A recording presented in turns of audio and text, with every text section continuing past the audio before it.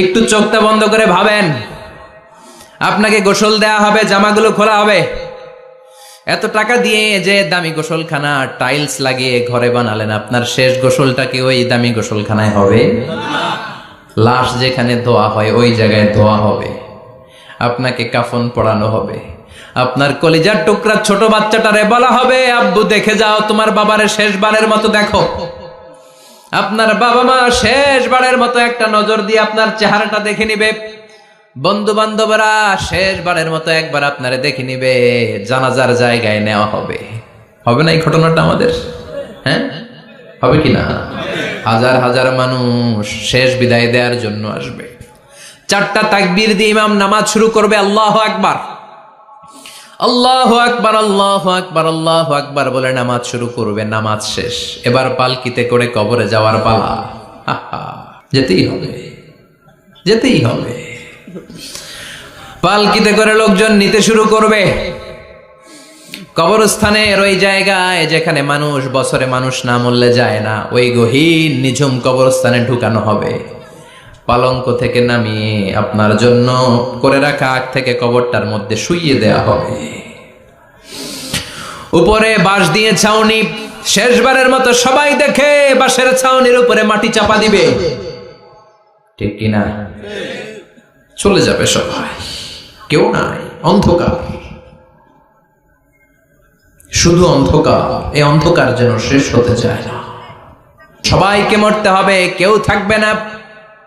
এই পৃথিবীতে প্রাণ নিয়ে যারা আগমন করার সুযোগ পেয়েছে সবাই মরবে, আজ হোক কাল, আগে হোক পরে, সবাইকে যেতে হবে। চিল্লায় বলেন ঠিক কিনা?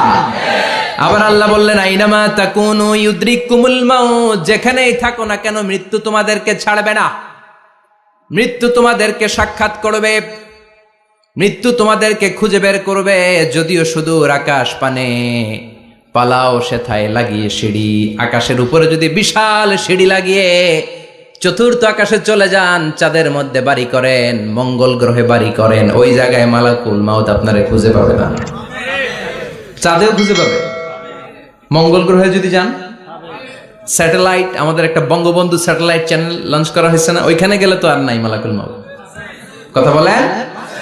আল্লাহ বললেন, ওয়াজাআত সাকরাতুল মাউতি বিল হক, মৃত্যুর কষ্ট তোমাদের ছাড়বে না, যেখানেই তোমরা থাকো না কেন মৃত্যু ঠিকই তোমাদের পাকড়াও করবে। চিল্লায় বলেন ঠিক কিনা? আবার মৃত্যুর একটা নির্ধারিত সময় আছে, ওই সময় যখন আসে 1 সেকেন্ড আগেও আসে না, পরেও আসে না। কার কথা? লিকুল্লি উম্মাতিন আজালুন ফাইযা জাআ আজালুহা লা ইস্তাখিরুনা সাআতাও ওয়ালা ইস্তাকদিমুন। মৃত্যুর জন্য একটা নির্ধারিত টাইম আছে, টাইমটারে বেঁধে দিয়েছে কে? ওই টাইমটা যখন চলে আসে 1 সেকেন্ড আগেও আসে না, 1 সেকেন্ড পরেও আসে না, অন টাইম আসে। কিভাবে আসে? On time. কথা বলেন, সবাই বলেন অন টাইম। আরো জোরে বলেন, death will come on time, death never late. মৃত্যু যখন আসে অন টাইমে আসে, নির্ধারিত একটা সময় আসে, ওই সময়ের আগেও আসে না, পরেও আসে না। 1 সেকেন্ড আগেও আসবে না, পরেও আসবে না। মনে করেন আপনাকে রব্বুল আলামিন 60 বছরের হায়াত দিয়েছে, আপনার বয়স এখন 50 বছর, আরো বাকি কয় বছর? এখন গোটা বিশ্বের সবাই মিলে যদি আপনারে মারতে চায়, কিছু করতে পারবে নাকি? কথা বলেন। আবার রব্বুল আলামিন আজ রাত 12টায় আপনার হায়াত কেড়ে নেবে। মালাকুল মাউত এসে রুহু কবজ করবে। দুনিয়াতে আর থাকার কোনো পারমিশন আপনার নাই, থাকার কোনো সুযোগ নাই। গোটা বিশ্বের সবাই মিলে যদি আপনারে রাখতে চায়, রাখতে পারবে নাকি? কথা বলেন। চলে যেতে হবে।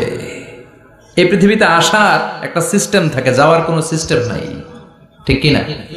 আসার সময় আগে আসছে আমার দাদা, তারপর আমার বাবা, তারপরে আমি, তারপরে আমার ছেলে, তারপরে আমার নাতি, তারপরে তার ছেলে, ঠিক কিনা? তার মানে আসার একটা সিরিয়াল আছে, যাওয়ার কোনো সিরিয়াল আছে নাকি? কথা কন। নাকি সিস্টেম দাদা আগে আসছে, দাদাই আগে যাবে, নাতি যেতে পারবে না? কথা বলেন। দাদার আগে নাতি মরে, এরকম আছে না নাই? মায়ের আগে মেয়ে যায়, আছে না নাই? মুরব্বী বাজানেরা বেঁচে থাকে, আমাদের মতো যুবক গুলো অ্যাক্সিডেন্টে মারা যায়, আছে না নাই? আবার অসুস্থরা বেঁচে থাকে, সুস্থরা মরে যায়, আছে না নাই? হাসপাতালে রোগীগুলো বেঁচে থাকে, ডাক্তার মরে যায়, আছে না নাই? উখিয়াতে তো ডাক্তার মরে না, দিকেও ডাক্তার মরে। ওনারা না বাঁচায় মানুষরে? হ্যাঁ হ্যাঁ, আল্লাহ বাঁচায়, ডাক্তার হচ্ছে ওয়াসিলা। চিল্লা এখন ঠিক কিনা? তার মানে এই দুনিয়ার থেকে চলে যাওয়ার কোনো সিরিয়াল থাকে না, মরে যাওয়ার সিরিয়াল থাকে না, আসার একটা সিরিয়াল থাকে, যাওয়ার কোনো সিরিয়াল থাকে না। কি বলেন? জোরে বলেন। আবার চলে যাওয়ার কোনো ভরসা নাই, এক সেকেন্ডের মধ্যে সব হয়ে যায়। একটা সঙ্গীত আছে না, এক সেকেন্ডের নাই ভরসা, ভঙ্গ হবে রং তামাশা, চক্ষু বুঝিলে হায়রে দম ফুরাইলে। চিল্লায় বলেন ঠিক কিনা? এই গানের যিনি সিঙ্গার ছিলেন, আমরা তখন ছোট, ফিরোজ শাহ বা ফিরোজ শাহ নামের, এক সেকেন্ডের নাই ভরসা, ভঙ্গ হবে রং তামাশা, চক্ষু বুঝিলে হায়রে দম ফুরাইলে। এই গানটা উনি গাইতে গাইতে স্টেজে মারা গিয়েছিলেন। দেখেন নাই? মুরব্বীরা জানবেন।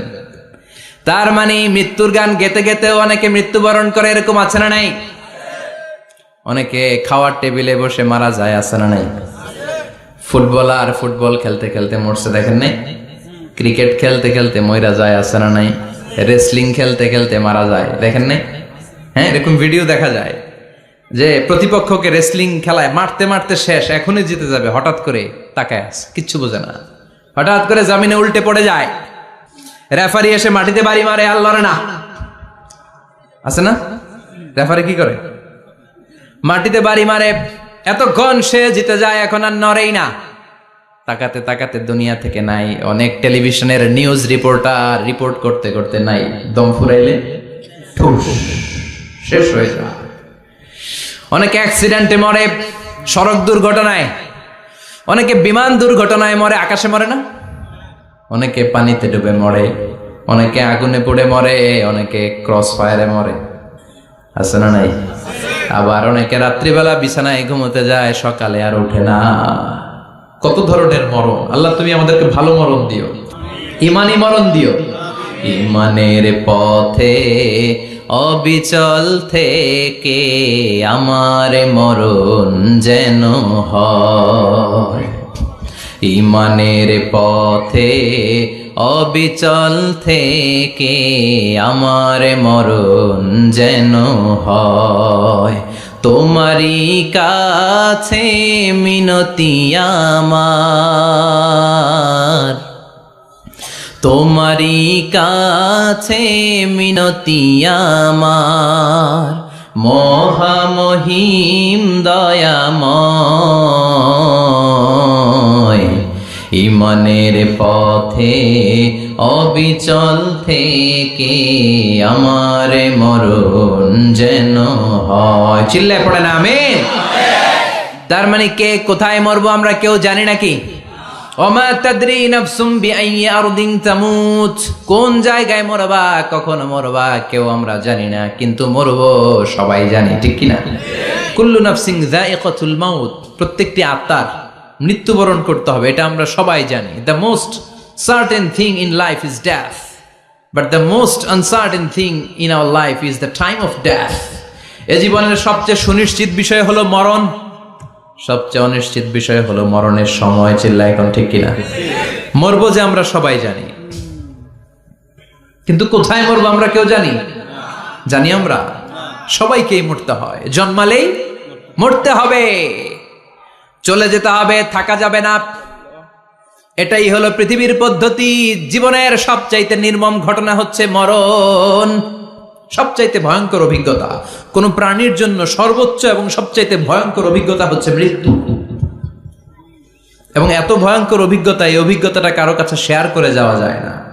মরার সময় কেউ বলে যেতে পারছিল আমার মরতে এমন লাগছে, কইতে পারছে? কেমন লাগছে বলতে পারে? বলা যায় না। তার আগেই চলে যেতে হয় শৈশব, কৈশোর, যৌবন, বার্ধক্য, প্রৌঢ়ত্ব, হ্যাঁ, বয়সের ছাপ, কালো চুল দাড়ি সাদা হয়ে যাওয়া, দাড়ি চুলে শুভ্রতা, দুর্বলতা। This is the circle of life. ছোট্ট ছিলাম, বড় হলাম, সিঙ্গেল ছিলাম, ডাবল হলাম, তারপরে বাবা হলাম, তারপরে শ্বশুর হলাম, তারপরে নানা হলাম, তারপরে চলে যেতে হবে। This is the circle of life. চিল্লায় বলেন ঠিক কিনা? এই যে মুরব্বীরা, দাড়ি পাকা মুরব্বী যারা আছে, আপনারা কি মনে করছেন মায়ের পেট থেকে এরকম মুরব্বী হয়ে বেরিয়েছিল? কিরকম বের হয়েছিল? তারাও ওয়া ওয়া করেছে।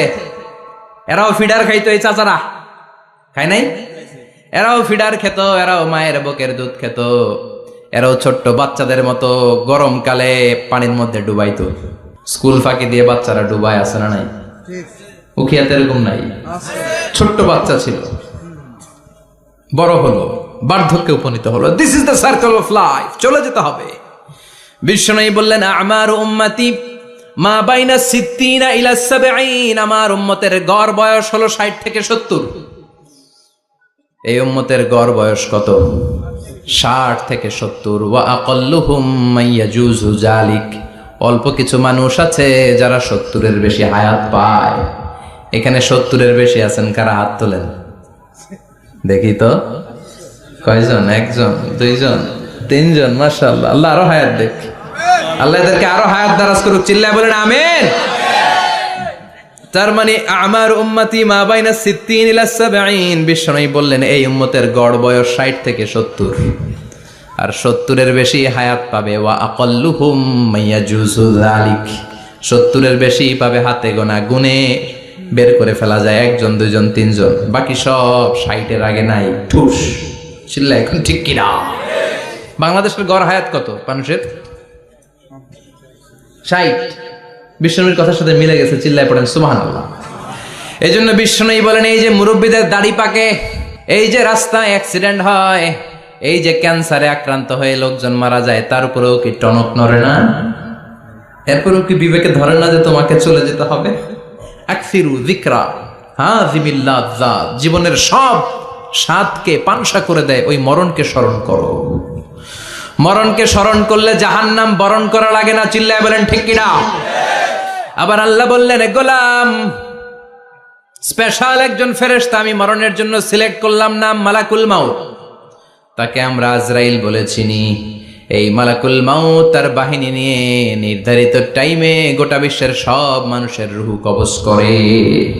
অন টাইম নাকি দেরি করে? মালাকুল মাউত আগেও আসে না, পরেও আসে না। সুবহানাল্লাহ পড়েন। সাইয়েদনা সুলাইমান আলাইহিস সালামের জামানাতে ওনার এক ওয়াজির ছিল, মন্ত্রী। ওই মন্ত্রীকে নিয়ে উনি বৈঠক করতেন। ওনার সময় উনি মালাকুল মাউতের সাথে বৈঠক করতেন। শুনতেছেন? আপনাদের মনোযোগ আছে তো? উনি বৈঠকে বসেছেন, মালাকুল মাউতও বসা, ওয়াজিরও বসা। হঠাৎ মালাকুল মাউত ওয়াজিরের দিকে বড় বড় চোখ করে তাকাচ্ছেন। বড় বড় চোখ করে তাকানোতে ওয়াজির ভয় পেয়েছে। হঠাৎ মালাকুল মাউত চলে গেল। ওয়াজির বলে, ও সুলাইমান আলাইহিস সালাম, এই যে লোকটা বড় বড় চোখ করে আমার দিকে তাকালো, এটা কে? সাইয়েদনা সুলাইমান বলে, হাদা মালাকুল মাউত। যে বর্ণনাটা বলছি এটা হাদিস না, এটা হচ্ছে ইসরাইলিয়া, জিউস ট্র্যাডিশন।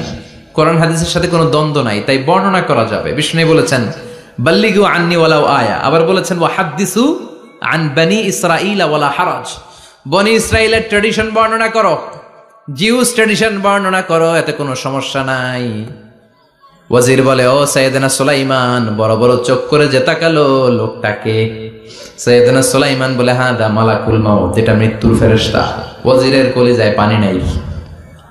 এটা কি ফেরেশতা? শুনে তো পিলে চমকে গিয়েছে। কয় কি? মালাকুল মাউত তো আমার চিনে ফেলাইছে, বাড়ি চিনে ফেলছে, আমার খবর আছে।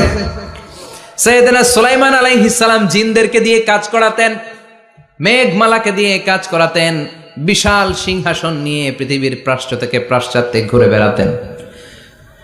সাইয়েদনা সুলাইমানকে ওয়াজির বলে, ও সুলাইমান, মেঘমালাকে আদেশ করে দেন, আমি আর এই ফিলিস্তিনের ভূখণ্ডে থাকতে চাই না। আকাশের মেঘমালার উপরে আমারে বসিয়ে দেন, আর বলে দেন আমারে নিয়ে যেন আকাশের মেঘমালা হিন্দুস্তানের ওই দূর পর্বতে রেখে আসে। আকসা আল হিন্দ, হিন্দের সবচেয়ে দূরবর্তী জায়গায় যেন আমার রেখে আসে। সাইয়েদনা সুলাইমান বললেন, আকাশের মেঘ যাও, আমার ওয়াজিরকে নিয়ে হিন্দুস্তানের একটা উপদ্বীপে রেখে আসো। রেখে আসা হলো। কিছুক্ষণ পর মালাকুল মাউত সাইয়েদনা সুলাইমানের কাছে হাজির। সাইয়েদনা সুলাইমান বললেন, ও মালাকুল মাউত, কই ছিলা? কই, একটু আগে হিন্দুস্তান থেকে আপনার ওয়াজিরের রূহ কবজ করে আসছি। সুবহানাল্লাহ পড়েন। এটা আবার কেমন কথা, তুমি ওইখানে গেলা কেন? কয়, রব্বুল আলামিন কিছুক্ষণ আগে আমার কাছে পয়গাম পাঠিয়েছে, যাও সাইয়েদনা সুলাইমানের ওয়াজিরের রুহুটা কবজ করো। কবজ করার জায়গা হলো হিন্দুস্তানের উপদ্বীপ। কোন জায়গায়? মালাকুল মাউত এসে দেখে সুলাইমান নবীর সাথে মিটিং করে। ওয়াজির কার সাথে মিটিং করে? সুলাইমান নবীর সাথে। কিন্তু ফরমানে লেখা রুহু কবজ করতে হবে কোথায়? হিন্দুস্তানে। সুবহানাল্লাহ কইবেন না? এই জন্য বড় বড় চোখ করে আমি তাকিয়েছি আর মনে মনে ভাবলাম টাইম তো নাই, কারণ মৃত্যু তো অন টাইমে হতে হয়। এখনই ওর রুহু কবজ করতে হবে। কেমন করে ওইখানে যাবে আমি জানি না, আমি আগে চলে যাই। মালাকুল মাউত চলে গেল, যে দেখে ওই জায়গায় ওয়াজিরও হাজির। সাথে সাথে রুহু কবজ করে আল্লাহর কাছে চলে গিয়েছে। পড়েন সুবহানাল্লাহ। এজন্য আল্লাহ বললেন, মালাকুল মাউত আমি নির্ধারণ করে দিয়েছি, পৃথিবীর প্রতিটি মানুষ মালাকুল মাউতকে দেখবে, চাক্ষুষ দেখবে, ভালো হলেও দেখবে, খারাপ হলেও দেখবে। কার কথা? ভালো মানুষ যদি হয়, আল্লাহওয়ালা যদি হয়, ইসলাম প্রিয় যদি হয়, ডানপন্থী যদি হয়, মৃত্যুর সময় মালাকুল মাউত আলা সূরাতি শাবিন আলা আহসানি সূরা, একজন যুবকের আকৃতিতে চমৎকার ধবধবে সাদা একটা জুব্বা পরে, জান্নাত থেকে জান্নাতি কাফন নিয়ে, হানুত মিন হানুতিল জান্নাহ, জান্নাতের সুগন্ধি নিয়ে মুমূর্ষু রোগীর মাথার সামনে এসে বসে যায় আর দেহটার ইঙ্গিত করে বলে, ইয়া আইয়াতুহান নাফসুত তাইয়্যিবা, ও পবিত্র আত্মা। আরেক বর্ণনায় এসেছে, ইয়া আইয়াতুহান নাফসুল মুতমাইন্নাহ, ও প্রশান্ত আত্মা, উখরুজি ইলা মাগফিরাতিম মিনাল্লাহ, আল্লাহর ক্ষমার দিকে বের হয়ে আসো। উখরুজি ইলা মাগফিরাতিম মিনাল্লাহি ওয়া রিদওয়ান, আল্লাহর ক্ষমার সন্তুষ্টির দিকে রুহুটা বের হয়ে আসো। স্মুথলি বলার সাথে সাথে মুমিনের দেহ থেকে রুহুটা বের হয়ে আজরাইলের হাতে চলে যায়। স্মুথলি বলার সাথে সাথে স্বাচ্ছন্দ্যে আনন্দে মুমিনের দেহ থেকে রুহুটা সা করে বের হয়ে মালাকুল মাউতের হাতে এসে পড়ে। পড়েন সুবহানাল্লাহ। আল্লাহ এমন মৃত্যু তুমি আমাদের নসিবে রেখে দিও। চিৎকার করে পড়েন আমিন। আর যারা ইসলাম মানে নাই, আর যারা কোরআন মানে নাই, আর যারা দিন কায়েমের আন্দোলন করে নাই, দিনকে ভালোবাসে নাই, বাম আর রামপন্থী ছিল, নাস্তিক ছিল, ইসলাম বিরোধী ছিল, তাদের কাছেও মালাকুল মাউত আসে কি আসে না? চিল্লায় বলেন আসে কি আসে না? তাদের কাছেও আসে, কিন্তু আলা সূরাতি আকবাহি রাজুল, একজনের চেহারা যত ভয়ঙ্কর হতে পারে, যত নিকৃষ্ট হতে পারে, এরকম ভয়ঙ্করতম নিকৃষ্ট দুর্গন্ধওয়ালা একটা চেহারা নিয়ে আসে। রিজলাহু ফিল আরদ, পা থাকে জমিনে, রাসুহু ফিস সামা, হাদিসের বর্ণনা, পা দুইটা জমিনে, মাথা আকাশে। এসে ধমক দিয়ে জালিমের মাথার সামনে এসে বলে, ইয়া আইয়াতুহান নাফসুল খাবিসা, হে পাপাত্তা, হে অপবিত্র আত্মা, উখরুজি ইলা সাখাতিল্লাহি ওয়া গাদাবিহি, আল্লাহর রাগের দিকে, আল্লাহর অসন্তুষ্টির দিকে বের হয়ে আয়। মালাকুল মাউতের এই অর্ডার পাওয়ার সাথে সাথে রুহুটা কিন্তু বের হয় না। মুমিনের রুহুকে ডাক দিলে যেমনি স্মুথলি বেরোয়, কাফিরের রুহু এভাবে বেরোয় নাকি? কথা বলেন। রুহুটা ডানে যায়, ফাতাতাফাররাক, একবার রুহুটা ডানে যায়, আবার রুহুটা বায়ে যায়, আবার সামনে যায়, পায়ে যায়, হাতের মধ্যে ঢুকে ডানে বায়ে যায়। মালাকুল মাউত আবার ধমক দিয়ে বলে, ইয়া আইয়াতুহান নাফসুল খাবিসা, পাপাত্তা, বের হয়ে আয়। রুহুটা আবার ডানে যায়, বায়ে যায়, সামনে যায়, পেছনে যায়। এবার ঘপাস করে মালাকুল মাউত রুহুকে ধরে টান মারে। সারা দেহটা থেকে প্রাণ রস সিক্ত করতে করতে দেহ থেকে রুহুটাকে টেনে হিচড়ে বের করে আনে। আর মুমূর্ষু রোগীটা চিৎকার মারতে থাকে। পড়েন না আউযু বিল্লাহ। একটা জীবন্ত ছাগলের চামড়াগুলো জবাই না দিয়ে কেউ যদি টেনে টেনে বের করে, ছাগল জবাই হয় নাই কিন্তু চামড়া এক পাশ থেকে টেনে টেনে টেনে হিচড়ে আপনি গা থেকে বের করলে যত কষ্ট হয়, এর চেয়েও বেশি কষ্ট দিয়ে মালাকুল মাউত বামপন্থী আর কাফেরদের রুহুটা দেহ থেকে বের করে আনে। পড়েন না আউযু বিল্লাহ। আমাদের রুহুটা যেন আল্লাহ, মুমিনদের রুহু আপনি যেভাবে কবজ করান, ওইভাবে যেন আমাদের রুহুটা বের হয়ে আসে। আরো জোরে পড়েন আমিন। এজন্য আল্লাহ বললেন, বাল তুসিরুনাল হায়াতাদ দুনিয়া ওয়াল আখিরাতু খায়রুন ওয়া আবকা। পাগলের মতো মোহাচ্ছন্ন হয়ে এই দুনিয়াটার পেছনে ছুটে বেড়াও। এই দুনিয়া আসল নয়, আখিরাত হলো আসল। চিল্লায় বলেন ঠিক কিনা? অস্থির, আমরা ব্যস্ত দুনিয়ার লোভে আর মোহে পড়ে আমাদেরকে যে মরতে হবে, চলে যে যেতে হবে, এটা ভাবার সময় আমাদের নাই। চিল্লাই কোন ঠিক কিনা? এজন্য বলা হয় মুতু ক্বাবলান তামুতু, মরার আগে একবার মরো। হাসিবু ক্বাবলান তুহাসাবু আলাইক, তোমার হিসাব কিয়ামতের দিন করার আগে তুমি তোমার হিসাব করো। জীবনে কি কি পাপ করেছি আমি জানি, আমার চেয়ে ভালো কেউ জানে না। চিল্লায় বলেন ঠিক কিনা? কি কি অন্যায় করেছি আমার হৃদয়ের মধ্যে কথাগুলো আছে না নাই? পৃথিবীর কেউ না জানলেও আমি জানি কি জানি না? পৃথিবী না জানুক আমি তো জানি, আমি কি পাপ করেছি হায়। পৃথিবী না জানুক আমি তো জানি, আমি কি পাপ করেছি হায়। আমার পাপের করলে বিচার, বাঁচার উপায় নাই আমার।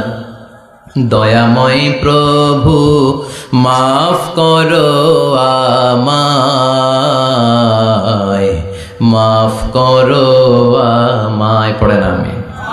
আর জোরে আমিন। এজন্য হাসিবু ক্বাবলা আন তুহাসাবু আলাইক, তোমার হিসাব বসার আগে নিজে হিসাব করো কি কি করলা। আসল মরণের দিন শটান হয়ে তো শুয়ে পড়ো ভাই, মরার আগে আরেকবার মরো। মরার আগে আরেকবার কি করবেন? কথা বলেন। মরার আগে কি করতে হবে? হঠাৎ একদিন বিছানায় শটান হয়ে শুয়ে যান, চক্ষুটা বন্ধ করেন, ভাবেন মরে গিয়েছেন, এই তো মালাকুল মাউত চলে এসে রুহটা নিয়ে গেল। আত্মীয় স্বজন চিৎকার চেঁচামেচি শুরু করে দিল, কান্নার রোল পড়ে গেল চারদিকে। মাইকের মধ্য দিয়ে, মসজিদের মাইকে অ্যানাউন্স হয়, অমুক এলাকার নিবাসী অমুক ভাই আমাদের মধ্যে দুনিয়ায় নাই, তার জানাজা হবে এশার নামাজের পর। সবাই এসে রুহের মাগফিরাত করেন। সবাই আপনারে দেখতে আসবে, কেঁদে কেঁদে লোকজন আপনারে কবর দিতে আসবে। চিল্লায় বলেন ঠিক কিনা? কেঁদে কেঁদে সবাই আসবে, দেখার জন্য আসবে। ছেলেগুলো কাঁদবে, স্ত্রী কাঁদবে, বাবা মা কাঁদবে, বন্ধু বান্ধব কাঁদবে, আর ঘরের মধ্যে রাখা হবে না। এবার আপনাকে গোসল দেওয়ার পালা। চক্ষু বন্ধ করে চিন্তার দরকার আছে না নাই? কথা বলেন। একটু চোখটা বন্ধ করে ভাবেন, আপনাকে গোসল দেয়া হবে, জামাগুলো খোলা হবে। এত টাকা দিয়ে যে দামি গোসলখানা টাইলস লাগিয়ে ঘরে বানালেন, আপনার শেষ গোসলটা কি ওই দামি গোসলখানায় হবে? লাশ যেখানে ধোয়া হয় ওই জায়গায় ধোয়া হবে। আপনাকে কাফন পরানো হবে। আপনার কলিজার টুকরা ছোট বাচ্চাটারে বলা হবে, আব্বু দেখে যাও তোমার বাবারে শেষবারের মতো দেখো। আপনার বাবা মা শেষবারের মতো একটা নজর দিয়ে আপনার চেহারাটা দেখে নিবে। বন্ধু বান্ধবরা শেষবারের মতো একবার আপনারে দেখে নিবে। জানাজার জায়গায় নেওয়া হবে। হবে না এই ঘটনাটা আমাদের? হ্যাঁ, হবে কিনা? হাজার হাজার মানুষ শেষ বিদায় দেওয়ার জন্য আসবে। চারটা তাকবীর দিয়ে ইমাম নামাজ শুরু করবে। আল্লাহু আকবার, আল্লাহু আকবার, আল্লাহু আকবার, আল্লাহু আকবার বলে নামাজ শুরু করবে। নামাজ শেষ, এবার পালকিতে করে কবরে যাওয়ার পালা। যেতেই হবে, যেতেই হবে। পালকিতে করে লোকজন নিতে শুরু করবে। কবরস্থানের ওই জায়গায় যেখানে মানুষ বছরে মানুষ না মরলে যায় না, ওই গহীন নিঝুম কবরস্থানে ঢুকানো হবে। পালঙ্ক থেকে নামিয়ে আপনার জন্য করে রাখা আগ থেকে কবরটার মধ্যে শুইয়ে দেয়া হবে। উপরে বাঁশ দিয়ে ছাউনি, শেষবারের মতো সবাই দেখে বাঁশের ছাউনির উপরে মাটি চাপা দিবে। ঠিক কিনা? চলে যাবে সবাই, কেউ নাই, অন্ধকার, শুধু অন্ধকার। এই অন্ধকার যেন শেষ হতে চায় না। এই ঘটনা ঘটবে না আমাদের? কথা বলেন, ঘটবে কিনা? এজন্য মরার আগে এগুলো চিন্তার দরকার আছে না নাই? মরার আগে আরেকবার মরার দরকার আছে না নাই? এজন্য রব্বুল আলামিন বলেন, বাল তুসিরুনাল হায়াতাদ দুনিয়া ওয়াল আখিরাতু খায়রুন ওয়া আবকা। এই দুনিয়ার জীবনটাকে তোমরা আসল জীবন মনে করো, এটা আসল জীবন নয়। আসল জীবন হলো কবরের জীবন। চিল্লায় বলেন ঠিক কিনা? আল্লাহ তোমার এই দুনিয়ায়,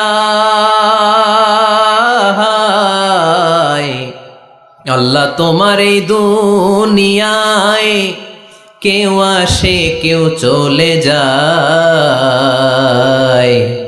তবু তোমার ভয়ে কারো কাঁদে না হৃদয়। এই দুনিয়াতে আমার বদলে গেল মন, চারিদিকে দেখি শুধু সুখেরই স্বপন। ভাবলো না মন আল্লাহ ছাড়া,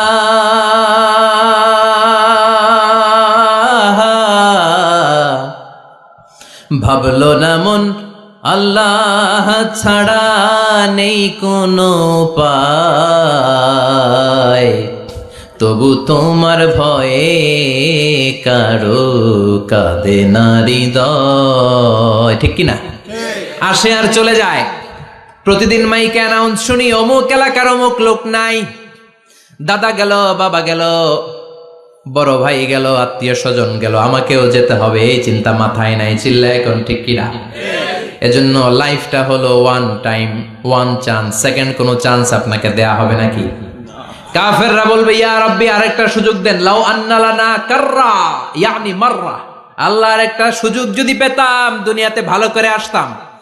আল্লাহ বলবেন ইন্নাহা কালিমাতুন কাইলুহা, এটা শুধু তাদের মুখের কথা, তাদেরকে আবার সুযোগ দিলেও তারা কিচ্ছু করবে না। চিল্লা এখন ঠিক কিনা?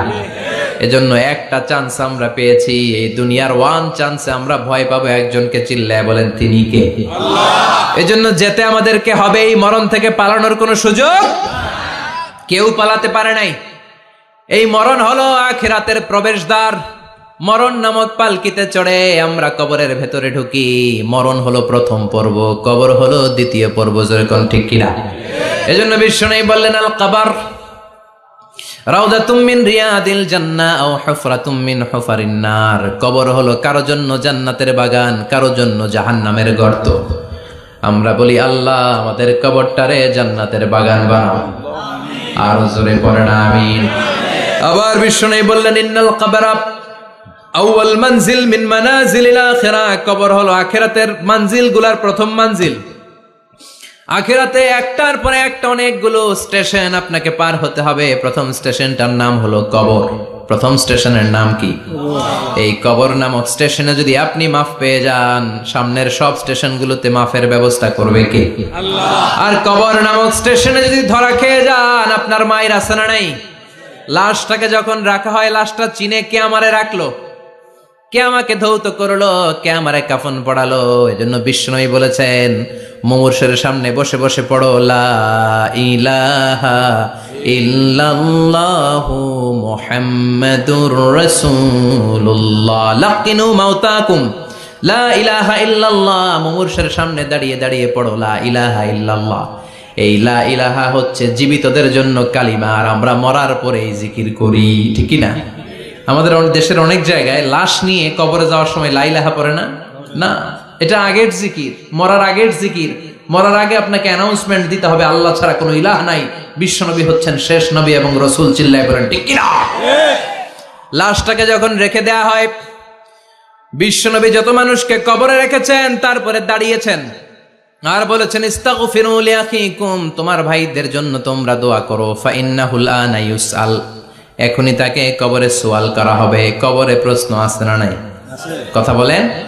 বিশ্বনবী খাদিজাতুল কুবরা, ওনার প্রথম স্ত্রী খাদিজাতুল কুবরা তাহেরাকে কবরের মধ্যে রেখে দিয়ে কাঁদতে শুরু করলেন।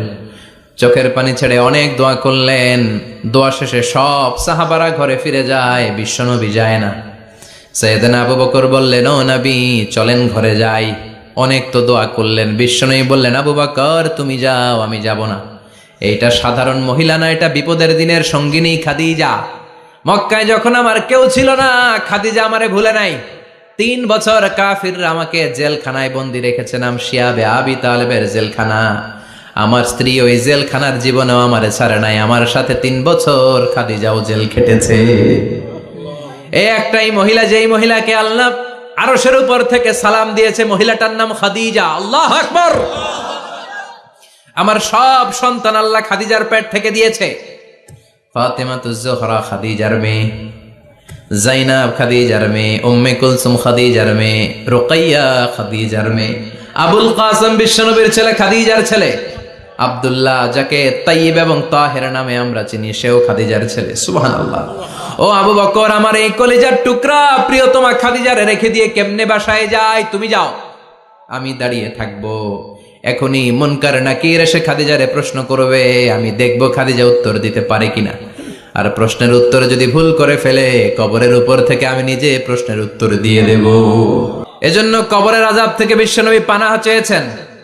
বিশ্বনবী বলেছেন, আল্লাহুম্মা ইন্না নাউযু বিকা মিন আযাবিল কবর। ও আল্লাহ, কবরের আযাব থেকে তুমি আমাদেরকে বাঁচাও। পড়েন আমিন।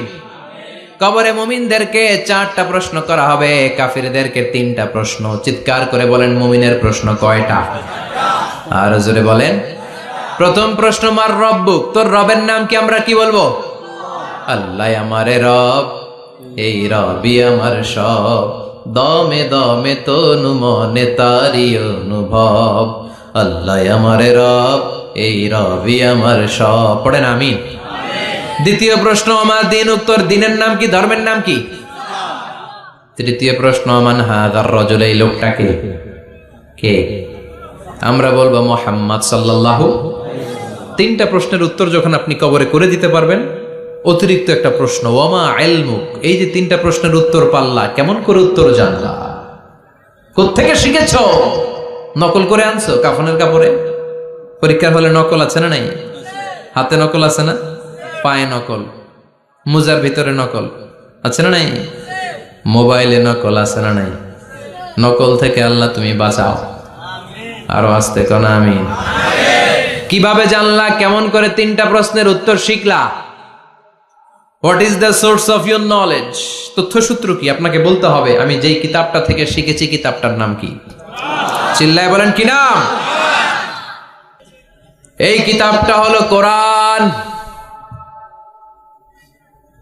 আপনাকে বলতে হবে, কোরআন থেকে আমি শিখেছি, বিশ্বনবীর হাদিস থেকে আমি শিখেছি। 4টা প্রশ্নের উত্তর যখন পারবেন, ফেরেশতারা বলবে, আহলান সাহলান, খুশ আমদেদ, কংগ্রেচুলেশন, বাহ বাহ, তুমি তো চমৎকার পেরেছো।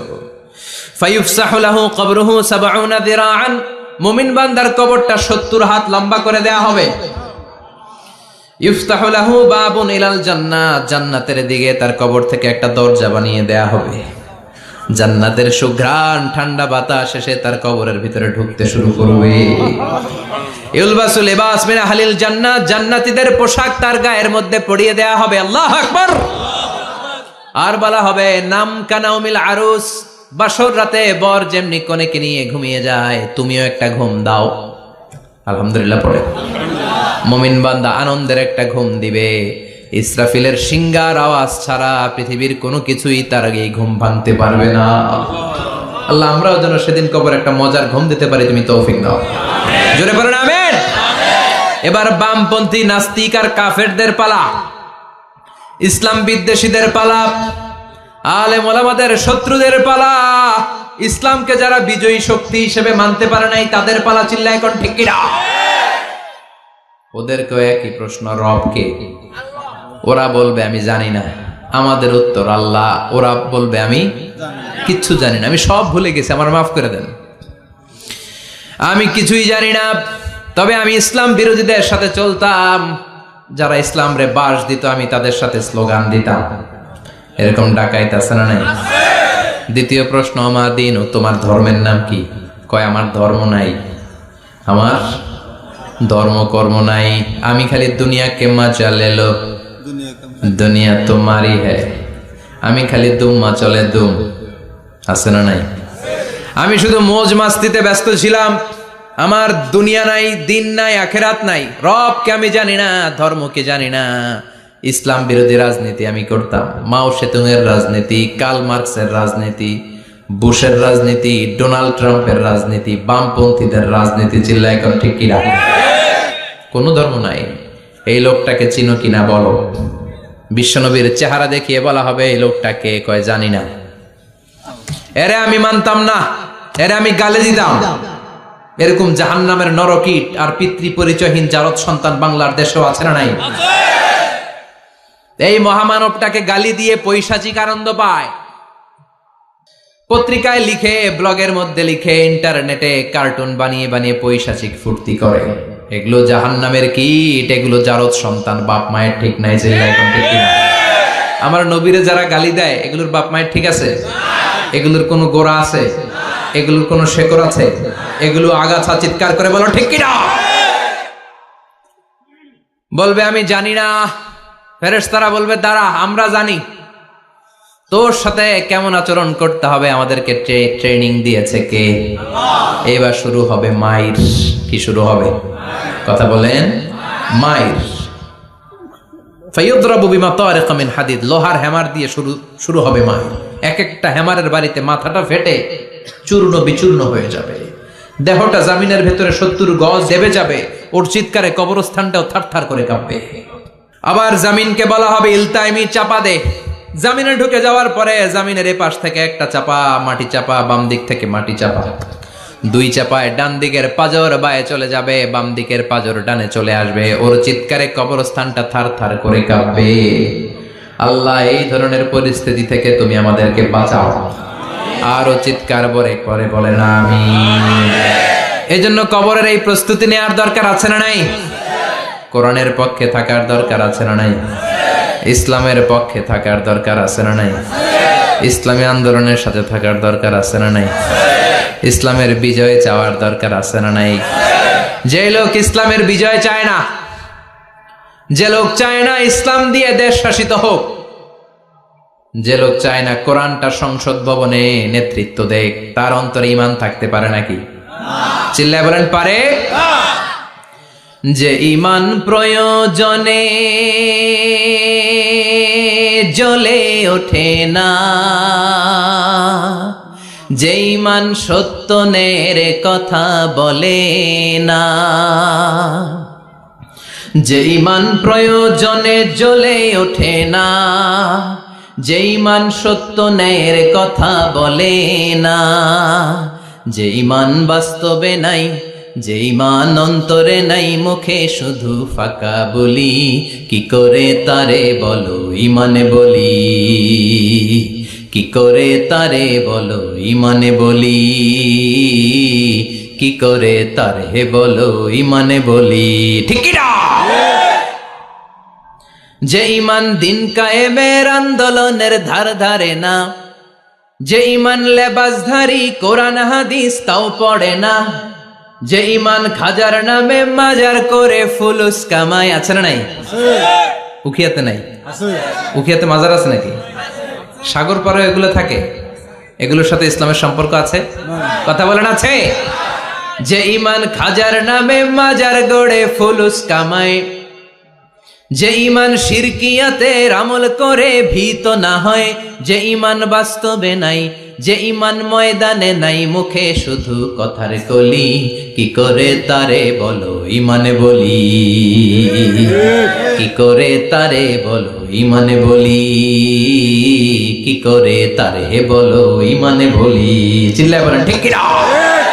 এজন্য ঈমানের দাবি হচ্ছে অন্যায়কে প্রতিরোধ করতে হবে, হকের পক্ষে থাকতে হবে। এটাই তো মুমিন, যে ইসলামকে বিজয়ী শক্তি হিসেবে দেখতে চায়, যে কোরআনের আইন চায়, যে কোরআনের রাজ চায়। চিল্লায় বলেন ঠিক কি না? এজন্য আমরা আল্লাহর কাছে কামনা করি, আল্লাহ তুমি আমাদেরকে ঈমানের মৃত্যু দাও, তুমি আমাদেরকে কবরের সব প্রশ্নগুলো সহজ করে দাও। পড়ে না আমিন? আরো জোরে পড়ে না আমিন? এজন্য আল্লাহ বললেন বাল তুসিরুনাল হায়াতাদ দুনিয়া ওয়াল আখিরাতু খায়রু ওয়া আবাকা।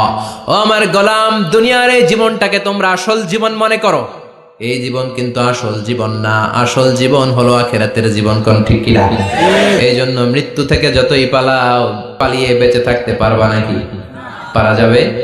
চিল্লায় বলেন। কোন নবীরা পারছে? আদম আলাইহিস সালাম মৃত্যু থেকে বেঁচে গেছে না? মরছে? কথা বলেন না। উনি পৃথিবীর একমাত্র মানুষ যিনি জানতেন যে উনি কতদিন বাঁচবেন। সুবহানাল্লাহ। উনি জানতেন উনি কতদিন বাঁচবেন। কেন আল্লাহ জানালেন? এর কারণ মৃত্যু কি এটা উনি জানেই না, কেমনে মরে দেখেই নাই, কষ্ট কি জানে না। আমরা আমাদের দাদাকে মরতে দেখেছি, বাবাকে মরতে দেখেছি, মামাকে মরতে দেখেছি, মরণের কত কষ্ট আমরা দেখি, এজন্য ভয় আছে না নাই? আদম আলাইহিস সালামের দাদা আছে নাকি? বাবা, মামা, খালু, শালা আছে নাই? এজন্য মৃত্যু যে কেমন এটা উনি জানতেন না। এজন্য আল্লাহ জানিয়ে দিলেন আদম পৃথিবীতে তুমি 1000 বছর বাঁচবা। আলফু সানা। লাম্মা খালাকাল্লাহু আদামা ওয়া কানা তুলুহু 60 যিরাআন। বুখারীর বর্ণনা, সাইয়েদনা আদম আলাইহিস সালামকে বানানোর পরে আল্লাহ 60 হাত লম্বা বানালেন। কয় হাত? 60 হাত। জোরে বলেন, আরো জোরে। 60 হাত লম্বা। এরপরে ওনার ঔরসে পৃথিবীতে যত নারী আসবে, পুরুষ আসবে রূহের জগতে, সবগুলো রূহকে বসিয়ে দিলেন বৈঠকে। সুবহানাল্লাহ। বিশাল কনফারেন্স রুম। আমরাও ছিলাম না? আমাদের রূহটাও ছিল। সাইয়েদনা আদম বললেন, আল্লাহ এরা কারা? আল্লাহ বললেন, আদম এগুলো সব তোমার সন্তান। সাইয়েদনা আদম অবাক দৃষ্টিতে, অপলক নয়নে নিজের সন্তানদের রূহগুলো দেখতেছিলেন। দেখতে দেখতে হঠাৎ একটা রূহকে ভালো লেগে গেল। বললেন, আল্লাহ এটা কার রূহ? আল্লাহ বললেন, এটা দাউদ আলাইহিস সালামের রূহ। পড়েন সুবহানাল্লাহ। আল্লাহ এটাকে দেখতে বড় ভালো লাগে। কার রূহ? এটা তোমার ছেলে নবী হবে, নবী দাউদের রূহ। কাম উমরু, আল্লাহ দুনিয়াতে সে কয়দিন বাঁচবে? আল্লাহ বললেন, 40 সানা, 40 বছর। কয় বছর? সবাই বলেন, কয় বছর? 40 বছর। সাইয়েদনা আদম বললেন, মাবুদ আমার এত সুন্দর কলিজার টুকরা সন্তান দাউদ আলাইহিস সালামকে দুনিয়াতে মাত্র 40 বছর আপনি কেন দিলেন? আল্লাহ, প্রথম মানুষ এবং নবী হিসেবে আপনার কাছে ফরিয়াদ করি, আমার ছেলে দাউদের বয়স বাড়ায়া দেন। আল্লাহ কয়, না, হাদা কদ কুতিবা, এটা লেখা হয়ে গেছে। রুফিআতিল আকলাম ওয়া জাফফাতিস সুহুফ, লিখে ফেলছি, কালি শুকায় গেছে, এটা চেঞ্জ করা যাবে। সাইয়েদনা আদম বললেন, আল্লাহ আমি বাঁচমু কয় বছর? কয় তুমি থাকবা কয় বছর? আলফু সানা, 1000 বছর। মনে আছে? আল্লাহ আমার 1000 বছরের দরকার নাই, আমি আমার 1000 বছর থেকে 60 বছর আমার ছেলে দাউদরে আমি দিয়ে দিলাম। আদম আলাইহিস সালামের 1000 বছর থেকে 60 বছর যদি দান করে দেয়, ওনার আর কত রইল? 940। আর 60 বছর যদি দাউদ নবীর 40 বছরের সাথে যোগ দেয়া হয়, উনি পেলেন কয় বছর? 100।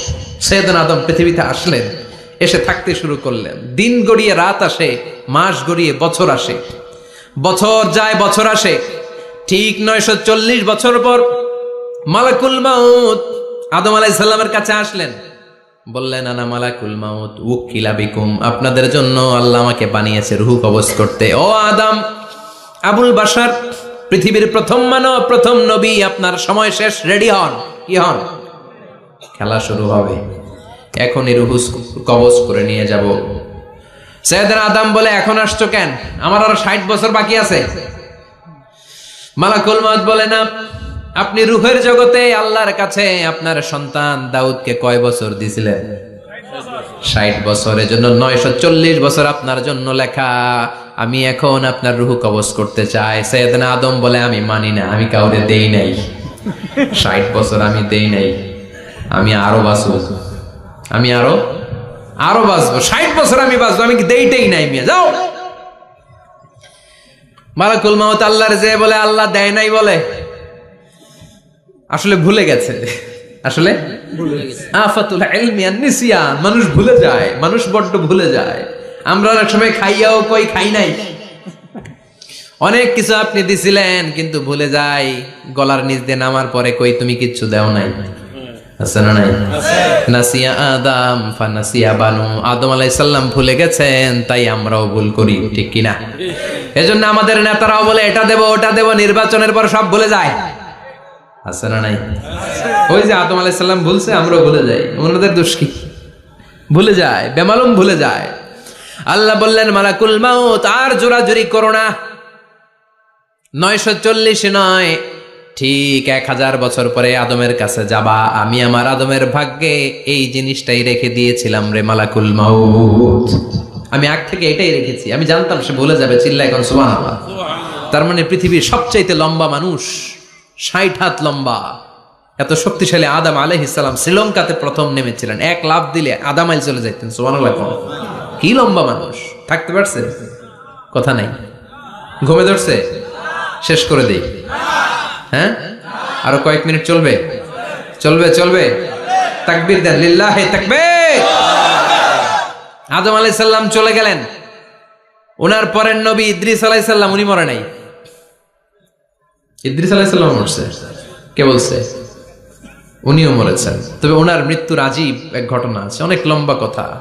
এক ফেরেশতার সাথে ওনার বন্ধুত্ব হয়েছিল, বলেছিলেন আমি আকাশ দেখতে চাই, আল্লাহর কাছে অনুমতি চাই। আল্লাহ বলল ঠিক আছে, ইদ্রিসকে আকাশে ঘুরাও। প্রথম আকাশে ঘুরলেন, দ্বিতীয় আকাশে ঘুরলেন, তৃতীয় আকাশে ঘুরলেন, চতুর্থ আকাশে ঘুরলেন। ইন দ্য মিন টাইম চতুর্থ আসমানে মালাকুল মাউত পৃথিবীর দিকে নেমে আসছিল।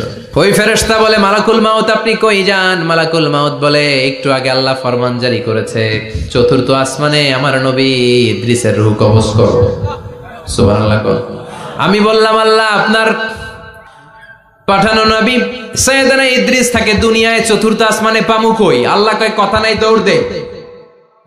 আমি দৌড় দিলাম, এসে দেখি ইদ্রিস আলাইহিস সালাম এখানে রেডি। সুবহানাল্লাহ। ওয়া রাফা'নাহু মাকানান আলিয়্যা। ইদ্রিস আলাইহিস সালামের রূহ কবজ দুনিয়ায় হয় নাই, চতুর্থ আকাশের মধ্যে হয়েছে। একটু চিৎকার করে পড়বেন সুবহানাল্লাহ। এরপরে সুলাইমান আলাইহিস সালাম, উনি তো মরে নাই, মরছে? উনি জিন চালাইতো, উনিও মরবে? শক্তিশালী একজন নবী ছিল। উনি মালাকুল মাউতকে বলেছিলেন মালাকুল মাউত আমার মৃত্যুর সুয়াইয়া সামান্য কিছু আগে আমারে বইলো, আমার একটা কাজ আছে। মালাকুল মাউত মৃত্যুর কিছু সময় আগে এসে বলল সুলাইমান টাইম ইজ আপ, সময় শেষ, অল্প কিছু সময় বাকি, কি করবেন করেন।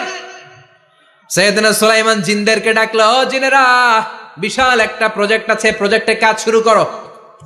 আর কিছু জিনকে বলল চারদিকে গ্লাস ফিটিং করা একটা রুম বানাও। সাইয়েদনা সুলাইমান আলাইহিস সালাম গ্লাস ফিটিং করা রুমের ভেতরে ঢুকলেন। এই রুমে ঢুকার দরজা নাই, হাতে একটা লাঠি নিলেন। কি নিলেন? লাঠির মধ্যে ভর করে দাঁড়িয়ে রইলেন আর জিনদের দিকে তাকিয়ে রইলেন। জিনেরা এত বদমাশ ছিল, সাইয়েদনা সুলাইমান দাঁড়িয়ে না থাকলে কাজ করতো না, ছিল ফাঁকিবাজ। কি ছিল? দাঁড়ায় না থাকলে আজও লোকজন কাজ করতে চায় না, ঠিক কিনা?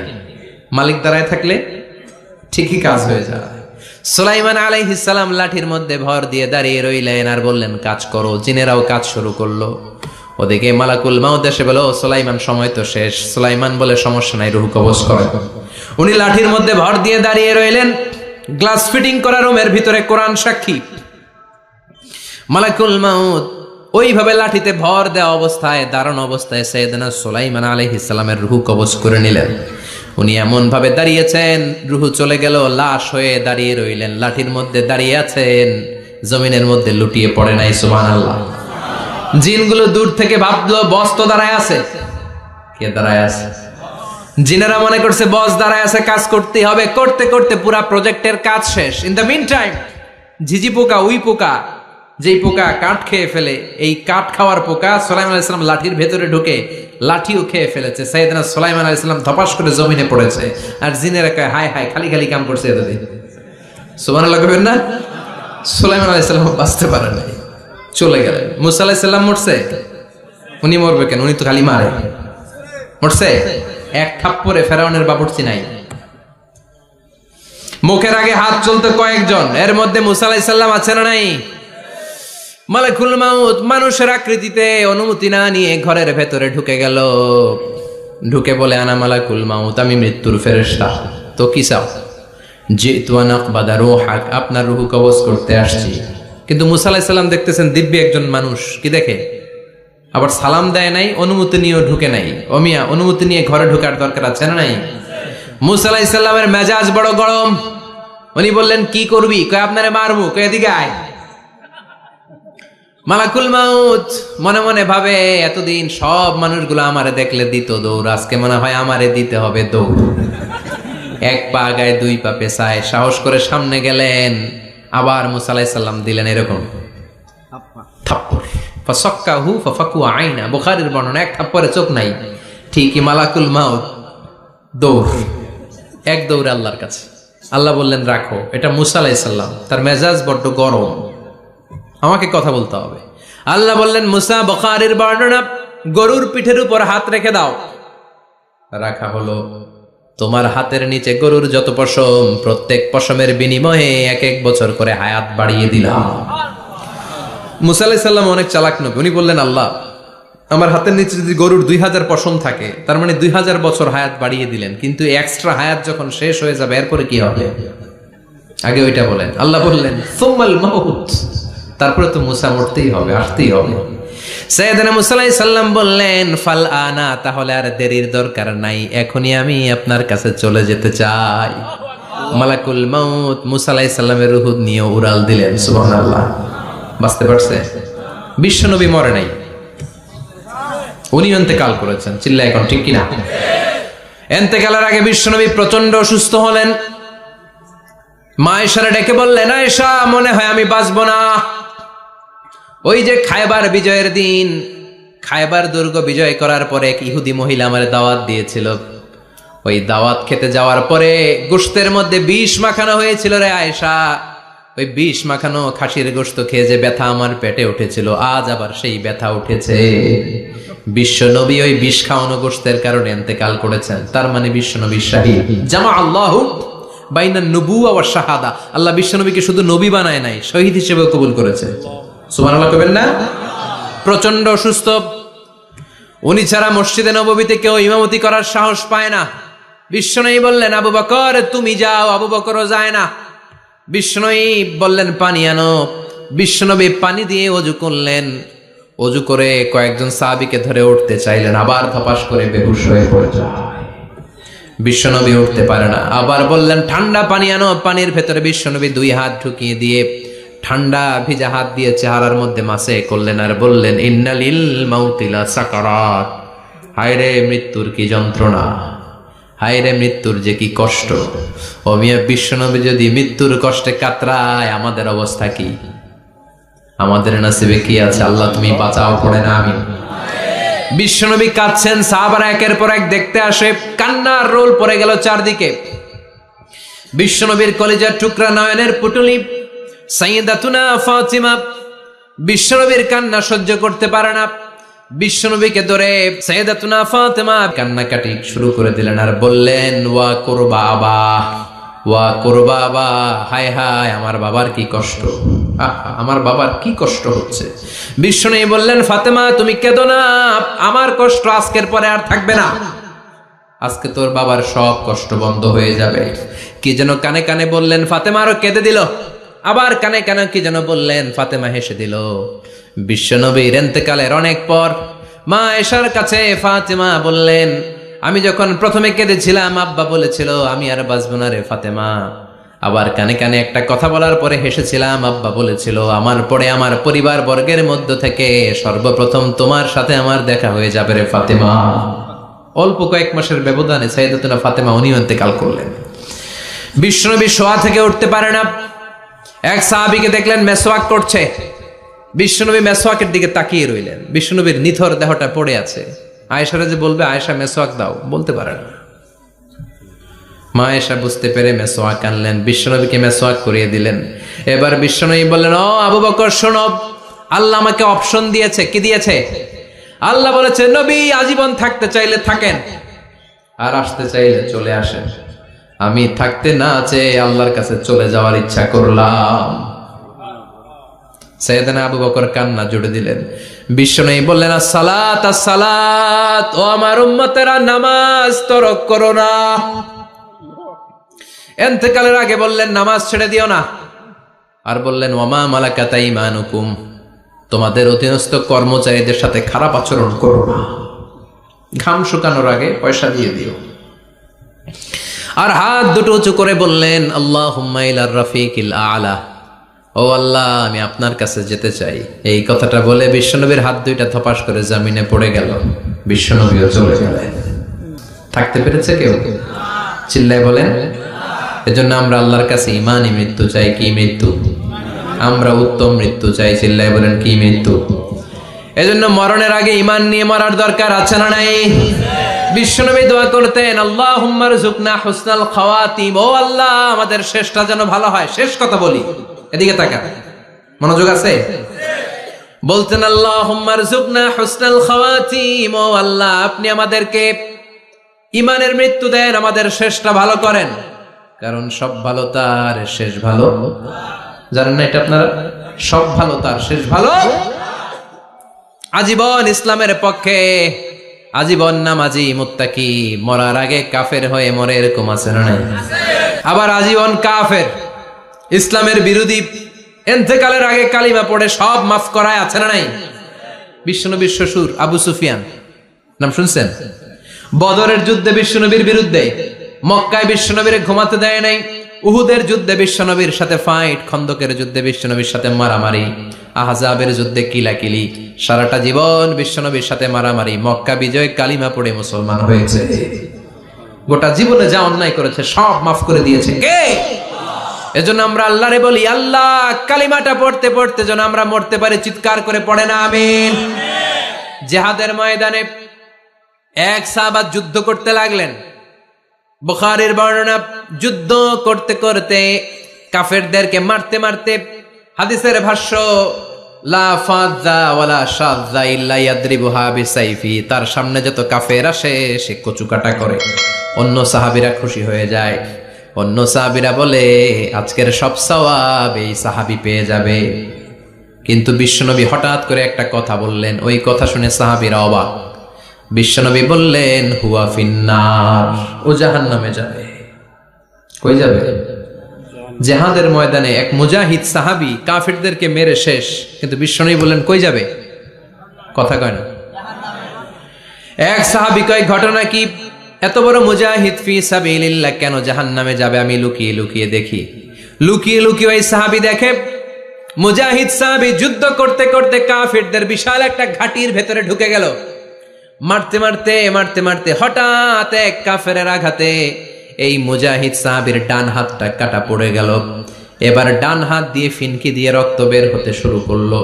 মুজাহিদ সাহাবী আর যন্ত্রণা সহ্য করতে পারে না। যন্ত্রণা সহ্য করতে না পেরে কাতরাতে কাতরাতে নিজের হাতের ছুরিটাকে জমিনের মধ্যে গেড়ে দিয়ে ছুরির উপরে ঝাঁপিয়ে পড়লো। পেটের এই দিক দিয়ে ঢুকে ওপাশ দিয়ে বের হয়ে গেল, এফার ওফার হয়ে গেল, মানে আত্মহত্যা করলো। ঠিক কি না? জাহান্নামী না? কথা কয়। লুকিয়ে লুকিয়ে যে সাহাবা দেখেছে চিৎকার দিয়ে বিশ্বনবীর কাছে যেয়ে বলে আশহাদু আন্নাকা রাসূলুল্লাহ, ও নবী আপনি যে আসল নবী, কোনো সন্দেহ নাই, আমি লুকিয়ে লুকিয়ে দেখেছি। ওই মুজাহিদ সাহাবা বেঁচে নাই, সে কাফেরের আঘাতে শহীদ হয় নাই, নিজের পেটে নিজে ছুরি ঢুকিয়ে আত্মহত্যা করেছে। আজীবন বিশ্বনবীর সাথী, মরার আগে জাহান্নামী। আমরা কেউ জানি না আমাদের শেষটা কেমন হবে, এজন্য আমাদের শেষটা ভালো হোক। ভেরি সেন্সিটিভ ইস্যু, আমাদের শেষটা ইমানের হোক। এখন যেমনি মাথা ঠিক আছে, বুদ্ধিমত্তার সাথে শাহাদাত বাক্যের উপর যেন আমরা মরতে পারি, আমরা পড়ি আমিন। চিল্লায় পড়ে না।